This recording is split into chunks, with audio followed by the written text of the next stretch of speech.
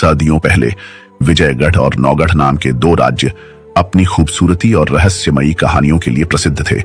विजयगढ़ की राजकुमारी चंद्रकांता अपनी अद्वितीय सुंदरता और साहस के लिए जानी जाती थी। उसके नाम से ही विजयगढ़ का हर कोना चमक उठता था। परंतु चंद्रकांता का जीवन जितना सुनहरा दिखता था, उतना ही अंधकारमय एक रहस्य से घिरा हुआ था। राजमहल के ठीक बाहर घने जंगल के बीच एक प्राचीन हवेली खड़ी थी, जिसे चंद्रकांता की हवेली कहा जाता था। कहा जाता था कि यह हवेली जादुई शक्तियों और रहस्यमयी घटनाओं का केंद्र थी। कोई भी इसमें प्रवेश करने की हिम्मत नहीं करता था। लेकिन हवेली का नाम चंद्रकांता के साथ क्यों जोड़ा गया? यह एक ऐसा सवाल था जिसने हर किसी के मन में जिज्ञासा पैदा कर दी थी।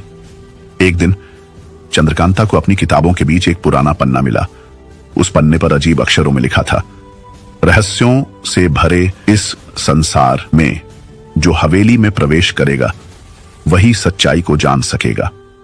राजकुमारी ने यह बात अपने करीबी मित्र राजकुमार वीरेंद्र सिंह को बताई। वीरेंद्र एक साहसी योद्धा थे जो चंद्रकांता से गहरे प्रेम करते थे। उन्होंने कहा, यह पन्ना हवेली से जुड़ा है। हो सकता है यह तुम्हारे पूर्वजों के किसी रहस्य की ओर इशारा कर रहा हो। हमें इसका पता लगाना होगा। अगली पूर्णिमा की रात चंद्रकांता और वीरेंद्र हवेली में प्रवेश करने के लिए तैयार हुए। हवेली के चारों ओर घना कोहरा और अजीब सी खामोशी थी। मुख्य द्वार पर एक बड़ा जंग लगा ताला लटका हुआ था। लेकिन जैसे ही चंद्रकांता ने ताले को छुआ, वह अपने आप खुल गया। हवेली के अंदर घुसते ही ठंडी हवा का झोंका आया। दीवारों पर टिमटिमाती रोशनी से अजीब छायाएं बन रही थीं। हर कोने से एक अजीब सी सुगंध आ रही थी जो चंद्रकांता को खींचती हुई लग रही थी। हॉल के बीचों बीच एक प्राचीन मूर्ति खड़ी थी।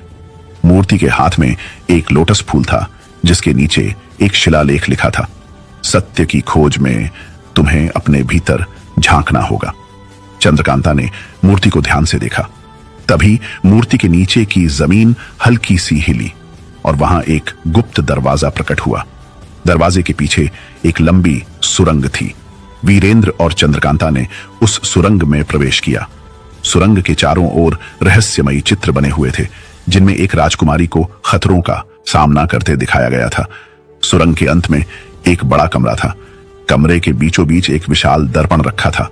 दर्पण पर लिखा था, जो इस दर्पण में झांकेगा उसे अपना असली रूप और सच्चाई दिखाई देगी।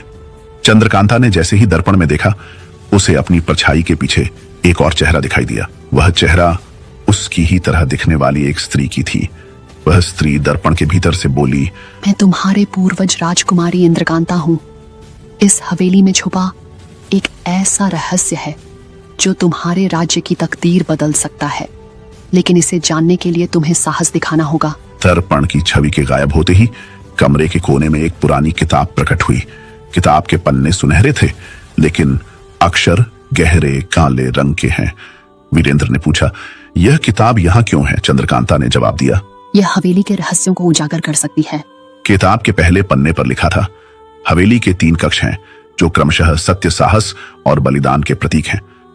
हर कक्ष में एक चुनौती छुपी है। जो इन तीनों को पार कर लेगा वही अंतिम रहस्य तक पहुंचेगा। पहले कक्ष में एक विशाल वृक्ष था। वृक्ष पर लटकी हुई कई घड़ियां थीं जो अलग अलग समय दिखा रही थी। एक गूंजती हुई आवाज आई, इनमें से केवल एक समय सत्य है। यदि गलत समय चुना तो तुम यहां से कभी बाहर नहीं जा पाओगे। चंद्रकांता ने ध्यान से घड़ियों को देखा। उसने महसूस किया कि एक घड़ी में सुइयां बिल्कुल स्थिर थीं। उसने कहा, यही सत्य है, क्योंकि सत्य कभी बदलता नहीं। जैसे ही उसने वह घड़ी चुनी, कक्ष का दरवाजा खुल गया। दूसरे कक्ष में एक विशाल अंधकार फैला हुआ था।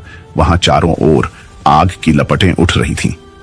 एक और आवाज गूंजी, साहस दिखाने के लिए तुम्हें इस आग के बीच से गुजरना होगा। वीरेंद्र ने कहा, यह असंभव है, लेकिन चंद्रकांता ने कहा, यदि यह अग्नि सत्य का हिस्सा है तो यह हमें नुकसान नहीं पहुंचाएगी। उन्होंने एक दूसरे का हाथ पकड़ा और आग की लपटों के बीच से गुजर गए। जैसे ही वे आगे बढ़े, आग शांत हो गई और रास्ता साफ हो गया। तीसरा कक्ष एक खुला मैदान था। वहां एक कुंडलिनी नाग बैठा था।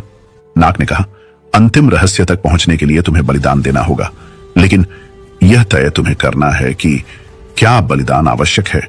चंद्रकांता ने सोचा और कहा, सच्चाई और न्याय के लिए यदि मेरा जीवन भी देना पड़े तो मैं तैयार हूँ। उसकी इस बात पर नाक ने कहा, तुमने सही चुनाव किया। बलिदान का अर्थ आत्मसमर्पण नहीं बल्कि सच्चाई के प्रति समर्पण है। तीसरे कक्ष से बाहर निकलते ही वे हवेली के सबसे गुप्त कक्ष में पहुंचे। वहां एक सिंहासन रखा था जिसके ऊपर एक मुकुट चमक रहा था। मुकुट पर एक संदेश लिखा था, जो इस मुकुट को धारण करेगा वह सत्य और न्याय का प्रतीक बनेगा। चंद्रकांता ने मुकुट को उठाया और उसी पल हवेली के चारों ओर फैला रहस्य खत्म हो गया। हवेली की जादुई ताकतें शांत हो गईं और राजकुमारी को अपने पूर्वजों के सभी रहस्यों का ज्ञान प्राप्त हुआ। चंद्रकांता ने उन सच्चाइयों को अपने राज्य के लोगों के साथ साझा किया। हवेली अब विजयगढ़ की विरासत का प्रतीक बन गई। लोग इसे साहस, सत्य और बलिदान के प्रतीक के रूप में मानने लगे। लेकिन कहते हैं, जब भी कोई राजकुमारी चंद्रकांता का नाम लेती है, हवेली की दीवारों में एक हल्की गूंज सुनाई देती है, मानो हवेली खुद उसकी कहानी सुना रही हो। कहानी कैसी लगी बताना ना भूलें दोस्तों। अगला वीडियो में ऐसे ही रहस्यमय कहानी लेके आऊंगा। कहानी अच्छा लगा तो चैनल को सब्सक्राइब कर दीजिए।